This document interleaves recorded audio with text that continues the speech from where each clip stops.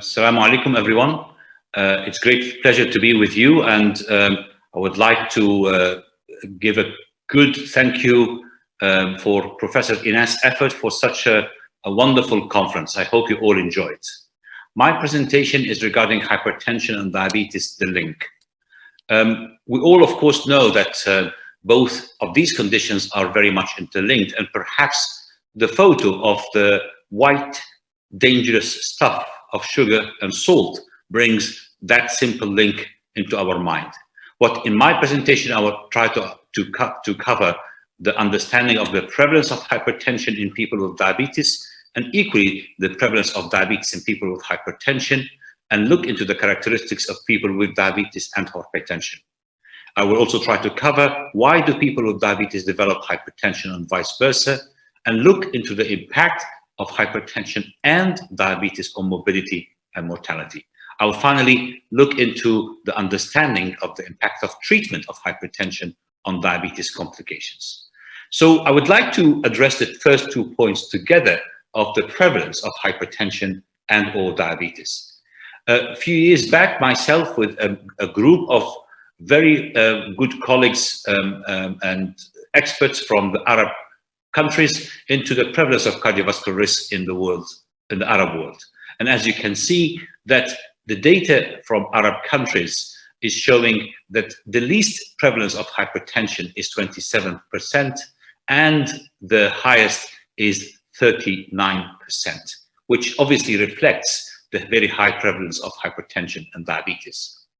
I've been fortunate enough to work with my colleagues in UAE in looking into a large household survey into health in general. And when we look into the prevalence of diabetes and pre-diabetes in UAE as an example of Gulf countries, or indeed an example of the Middle East in general, you will find that the prevalence of diabetes in the Emiratis is 19%, and with an equal number of pre-diabetes. When we look into the expatriates, whether they are from other Arab countries or other Asian countries, it's about 15%. Now, if we look into the prevalence of hypertension, well, surprisingly enough, hypertension is higher in expats, in non-Emiratis, which is 33%, compared to Emiratis, which is 25%.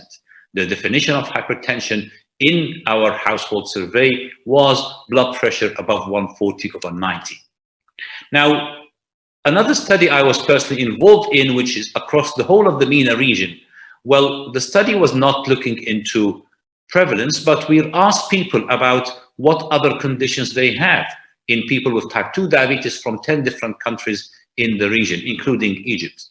And the prevalence of hypertension in that cohort of 1,700 persons was 27.5%. So certainly we're talking about very high prevalence of hypertension. Now, when you start looking into the prevalence of diabetes in people who have hypertension versus who don't have hypertension, you will find that the difference is fivefold.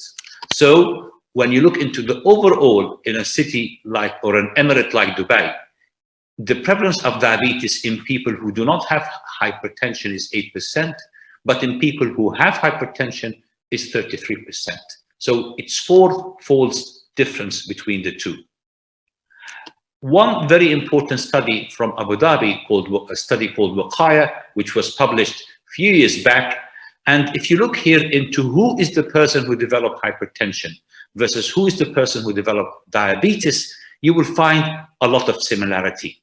Obesity is there for over 50%, overweight in 30%. Central obesity is in 3/4 or in 82%. Dyslipidemia in about 63 to 72% between them. So really what we're seeing is a great overlap between hypertension and diabetes. And here is the data of Wiqaya as well, which was looking into cardiovascular risks. So 44% of hypertensive have diabetes, and 59% of diabetics has hypertension. So you can almost say that the overlap is really quite strong. Now, we need to understand the characteristics of people with diabetes and or hypertension, because it's quite important to understand the person with the disease rather than just the disease. So here is quite interesting information from the Journal of Hypertension regarding the hypertension in newly diagnosed type 2 diabetics from the UKPDS, the hypertension arm. So as you can see here, it's very much overlap of normotensive versus persons with treated hypertension. You can see the very much higher difference, which is related to exercise. The people who are normotensive, they are more active, they exercise more as compared to those who don't.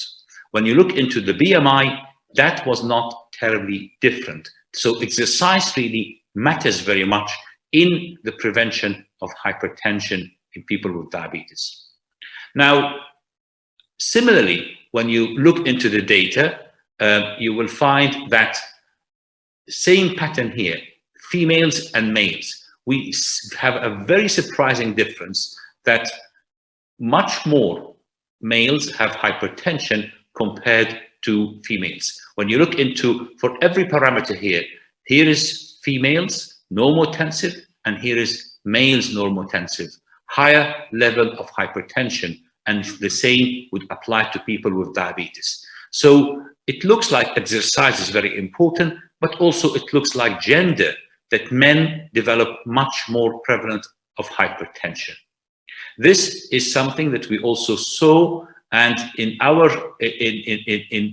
data, when you look into central obesity, of course, it increases by age. So in our 30s, central obesity is not a massive problem, but as we get into the 50s and 60s, then the problem becomes a lot higher.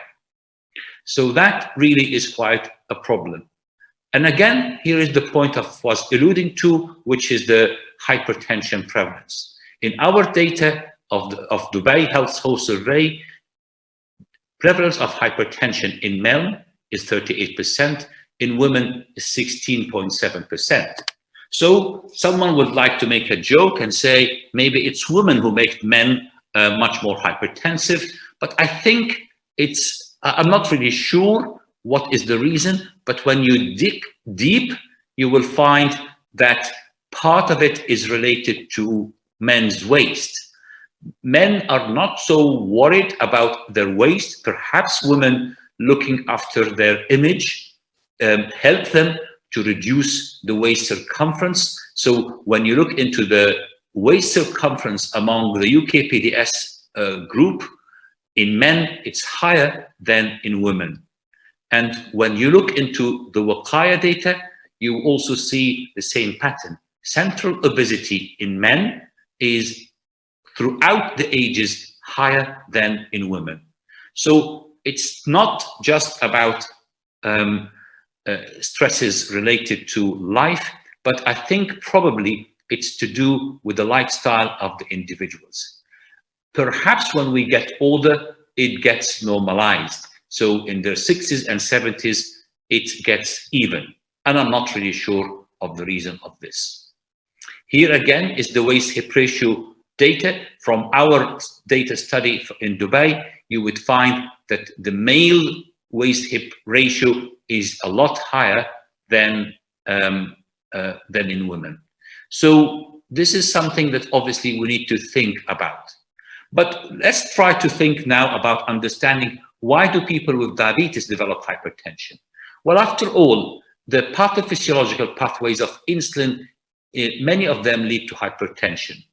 The stimulation of the sympathetic nervous system, the stimulation of the renal sodium retention, the decrease in heart rate variability, the hemodynamic effects of insulin, as well as the hypertrophy of the smooth muscles, bivascular or endothelial resistance, all of these could lead to hypertension.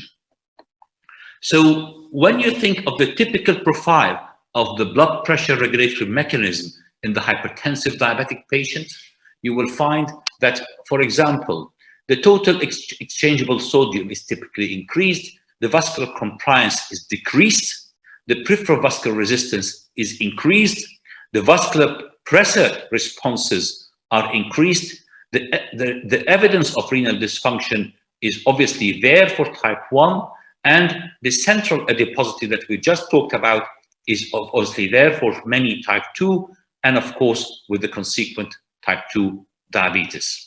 So I would like to focus a bit on the central adiposity in type 2 diabetes, which is related to the apple or the pear. Because how to measure obesity? Should we measure obesity by BMI or by central obesity? And here is when you see the BMI according to the tertiles and hypertension, you would see that diastolic blood pressure and systolic blood pressure are higher as the BMI gets higher. But also when you see this in relation to the waist circumference, so in yellow is the normal waist, and in orange is the increased weight. And this data is in men. You see clearly whether you're measuring obesity based on BMI or you're measuring it based on central obesity on waist circumference. With both, you end up with higher hypertension with the increased marker for obesity. And the same would apply to females. So the question really is why? Why that is the case? Well, I suppose what happens with central obesity, this is the effect of aldosterone. Central obesity leads to stimulation of aldosterone, which automatically leads to arterial hypertension. Aldosterone leads to dyslipidemia, lead to cardiovascular disease, and also lead to altered glucose homeostasis in people with type 2 diabetes. So hence, when you have central obesity with increased waist circumference, or sometimes also associated with obesity in general, you end up with all the problems of hypertension, diabetes, and the cardiovascular problems. What stimulates elevated aldosterone secretion in obese people? Well, the theory is it's related to leptin, and it's also related to hyperinsulinemia, leading to direct effect on the kidney, causing, and the adrenal gland, causing increased secretion of aldosterone. But we also know that the adipose cells, they're not just inner cells. They are cells that secrete markers and that stimulate the mineralocorticoid sensitizing stimulating factors, going to the adrenal gland, producing aldosterone, and also going to the adipose cells with the fatty acids, going to the adrenal gland to produce the aldosterone. So it is clear the central role of adiposity, insulin resistance, and its related aldosterone, which is really quite there. But when it comes to type 1 diabetes, the link is very different. The link is in renal dysfunction, because when you start thinking which comes first, hypertension or albuminuria and renal failure in people with type 1 versus type 2 diabetes, which comes first, the chicken or the egg? Well, when you look into the prevalence of arterial hypertension in relation to duration of type 1 diabetes and type of albuminuria, you clearly find that in normal albuminuria, the prevalence of hypertension is very low, hardly there. But when you look into when we have higher level of albuminuria, regardless of the duration of diabetes, so even in early stages of type 1 diabetes, if proteinuria is there, hypertension is obviously there. And of course, this is a problem related to duration of diabetes, so it increases in time. So it is clear that when you ask yourself, is hypertension present before the development of persistent hyperproteinuria in people with type 1? The answer is no. But in people with type 2, you can have hypertension before the presence of proteinuria.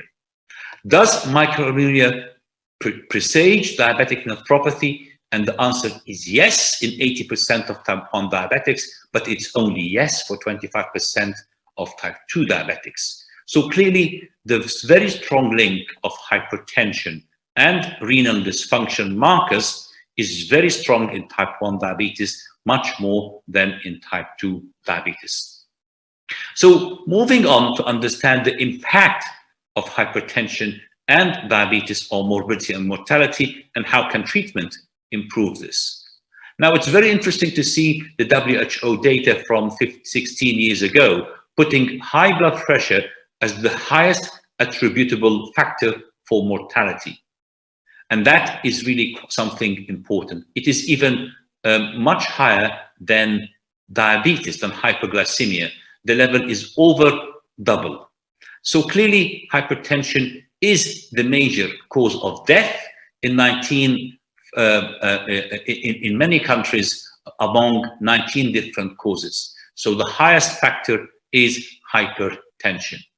Hypertension causes a number of problems to the circulatory system, as the macrovascular and the microvascular. So stroke, heart failure, vision loss, heart attacks, kidney disease, and even sexual dysfunction are all very much related to hypertension. When we look into data from the Gulf race study, where it looked into prevalence of the characteristics of people presenting with acute coronary syndrome in the Middle East, you will find that 49% had hypertension and 40% have diabetes. So the overlap is pretty strong. Having both together is obviously the recipe for lots of morbidity and mortality. Stroke, myocardial infarction, peripheral arterial disease, hospitalization, and of course death, as well as micro and macroalbuminuria and chronic kidney disease. In fact, the highest cause of renal replacement therapy is diabetes and hypertension. And of course, both has impact on retinopathy, whether diabetic retinopathy or hypertensive retinopathy. And finally, peripheral arterial disease is quite an important factor. So when you look, for example, from data from Qatar, a nice study done by colleagues from Qatar, Riaz Malik and Tariq Al-Had, and the first author is Ponirakis. When you look into the link with hypertension for neuropathy, well, those who had hypertension, prevalence of neuropathy was 29% versus 13% in those who do not have hypertension. UKPDS tell us that treating both intensively, then the mortality, any diabetes-related endpoint is a lot higher when you have the less tight control of blood pressure or the less intensive control of blood glucose levels. So really, we need to address both. And UKPDS told us as well, and from other studies that Naveed Sattar have shown us, that 4 millimeters reduction of systolic blood pressure is much even better than the 0.9% reduction in the UKPDS of glycemic control. So, of course, we need to address everything together, and the multifactorial intervention that was applied in this TINO2 is a classic example of how to reduce microvascular complication and macrovascular complications. So really, we need to address both together because both are very linked, and that can reduce the mortality by over 50% if we are to address all of these factors together. So in conclusion, ladies and gentlemen, hypertension is a highly prevalent problem in the general population, but more specifically in people with diabetes as well. Multiple risk factors cause the interplay between type 2 diabetes and hypertension, including central obesity, age, and male gender. In people with type 1 diabetes, the pathophysiology of hypertension is very much related to the renal function as well as the renal, the urinary protein level. The coexistence of hypertension and diabetes are associated with very high rates of macro as well as microvascular complications. The health benefit from hypertension treatment is higher than the benefit of the treatment of hyperglycemia. And with this, I'll leave you with the photos of my beloved home city, Alexandria, that I would love very much to visit in the near future. And thank you.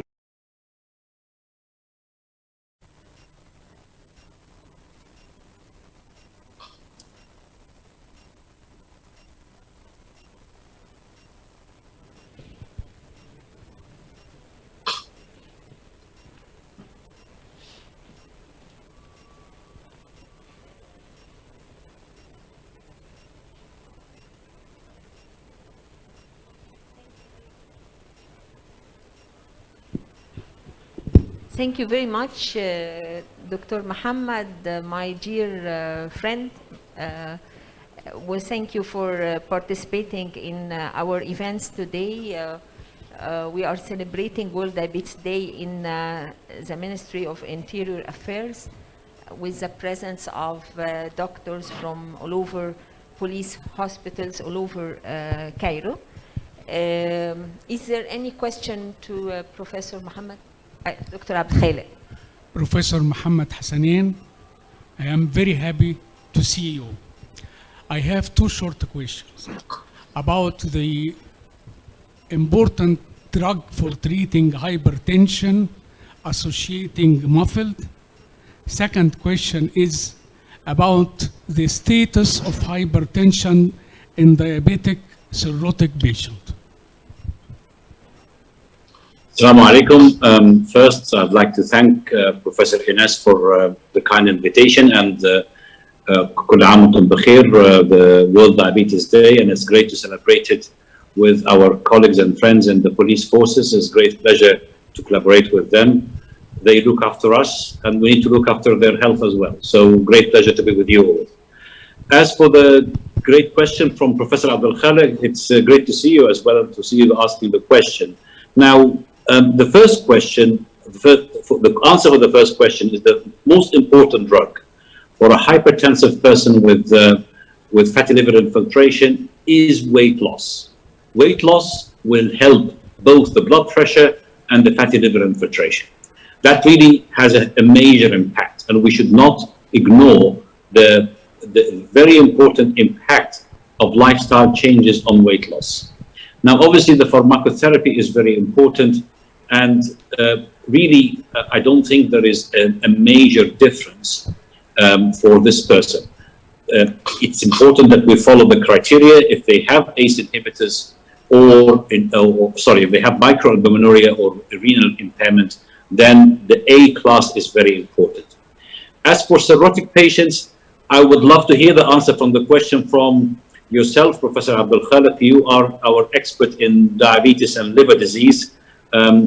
Working in the places I work, liver disease is not that common, so I'm not an expert in that field. If we need drug in cases of muffled, we can use ARBs because it can decrease the occurrence of fibrosis in such cases. So this drug can be very helpful in cases to decrease the advance of the disease. Regarding hypertension in cases with diabetes cirrhosis, the diabetes with time go down and to be near normal because of the hypocoagulable status of liver cirrhosis and the special hemodynamics occurring in liver cirrhosis. Thank you again. Thank you, Professor Abdul Khaled. Dr. Mohamed, in case of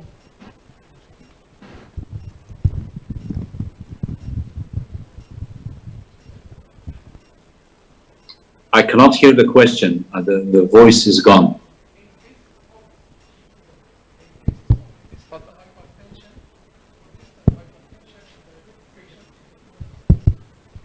in cases of resistant hypertension in diabetic patients, you mentioned that we can use mineralocorticoid receptor antagonist, for example, spironolactone and eplerenone. These drugs cause hyperkalemia, and we all know that most diabetic patients are chronic kidney disease. What is your opinion?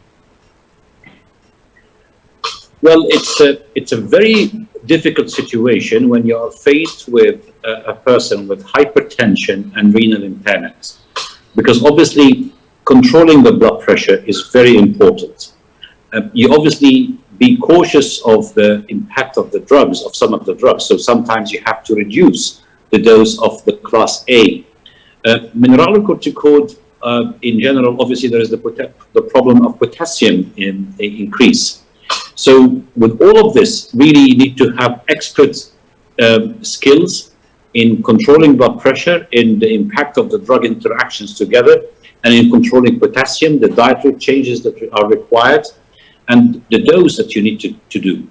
And of course, regular monitoring of the electrolytes as well as the renal function. It's not an easy situation, but such as the complexity of our patients who end up with resistant hypertension and impaired renal function. Any other question? Thank you very much, Dr. Mohamed, and see you soon in Cairo, inshallah. Inshallah. كل عام وانتم بخير. Thank you.